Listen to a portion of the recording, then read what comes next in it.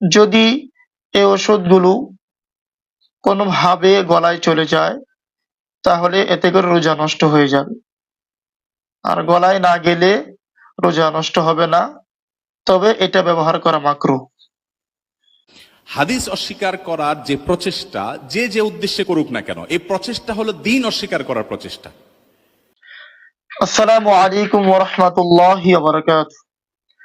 প্রিয় মুসলিম উম্মাহ, আজকে আপনাদের সম্মুখে যে সকল কারণে রোজা নষ্ট হয় না সে সংক্রান্ত গুরুত্বপূর্ণ কিছু মাসআলা আলোচনা করব ইনশাআল্লাহ।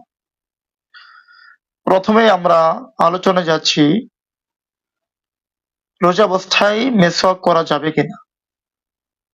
হ্যাঁ, রোজাবস্থায় মেসওয়াক করা যাবে, এতে রোজার কোনো ক্ষতি হবে না। এবং মেসওয়াকের তিক্ততা যা গলায় অনুভব হয়, মুখে অনুভব হয়, সেটাও রোজার জন্য ক্ষতিকর নয়, এতে করে রোজা নষ্ট হবে না।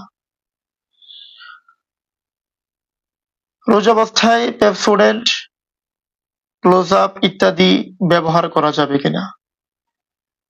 রোজাবস্থায় পেপসোডেন্ট এই জাতীয় কোনো ওষুধ ব্যবহার করে দাঁত পরিষ্কার করা মাকরুহ।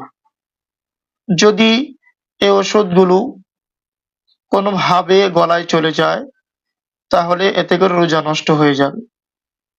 আর গলায় না গেলে রোজা নষ্ট হবে না, তবে এটা ব্যবহার করা মাকরুহ।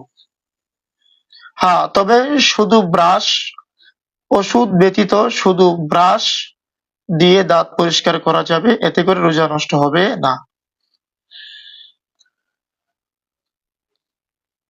রোজাবস্থায় ইনজেকশন, স্যালাইন ইত্যাদি ব্যবহার করা যাবে কিনা।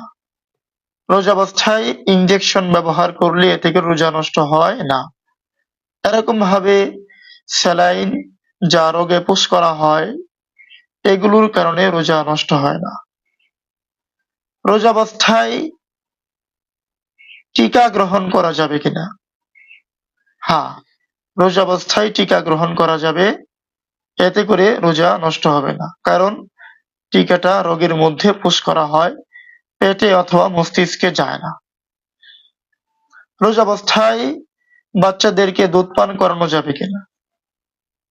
উত্তর: হ্যাঁ, রোজাবস্থায় বাচ্চাদেরকে দুধ পান করানো যাবে, এতে করে দুধ পানকারী মায়ের রোজা অথবা অজু কোনোটাই নষ্ট হবে না। রোজাবস্থায় চোখে ড্রপ বা কোনো ওষুধ ব্যবহার করা যাবে কিনা। জি হ্যাঁ, রোজাবস্থায় ড্রপ বা অন্য কোনো ওষুধ চোখের মধ্যে ব্যবহার করাতে রোজার কোনো ক্ষতি হবে না, যদিও এটার তিক্ততা গলায় অনুভব হয়। রোজাবস্থায় তেল, সুরমা, সুগন্ধি ইত্যাদি ব্যবহার করা যাবে কিনা। হ্যাঁ, রোজাবস্থায় তেল, সুগন্ধি ইত্যাদি ব্যবহার করা যাবে, এতে করে রোজার কোনো ক্ষতি হবে না। আমাদের সমাজের মধ্যে অনেকে মনে করেন রোজাবস্থায় তেল, সুরমা, সুগন্ধি ইত্যাদি ব্যবহার করলে রোজা নষ্ট হয়ে যায়। আবার অনেকে মনে করেন ইত্যাদি ব্যবহার করা রোজাবস্থায় মাকরুহ। আসলে ইত্যাদির কারণে রোজা মাকরুহ হবে না, এবং রোজাবস্থায় ইত্যাদি ব্যবহার করার কারণে, সুগন্ধি, তেল, সুরমা ব্যবহার করার কারণে রোজা নষ্টও হবে না। বাতাসে উড়ন্ত ধুলাবালি যদি মুখের মধ্যে চলে যায় অথবা মশা মাছি হঠাৎ মুখের ভিতরে চলে যায়, যা থেকে বাঁচা সম্ভব না, সেগুলোর কারণে রোজা নষ্ট হবে না।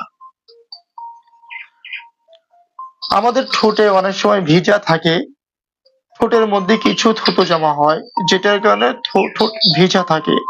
তো ঠোঁটের যে আর্দ্রতা, সেটা গিলে ফেলার কারণে রোজা নষ্ট হবে না।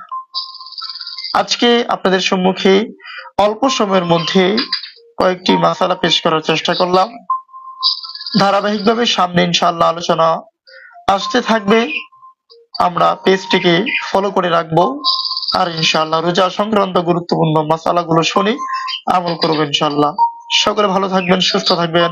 আসসালামু আলাইকুম ওয়া রাহমাতুল্লাহি ওয়া বারাকাতুহু।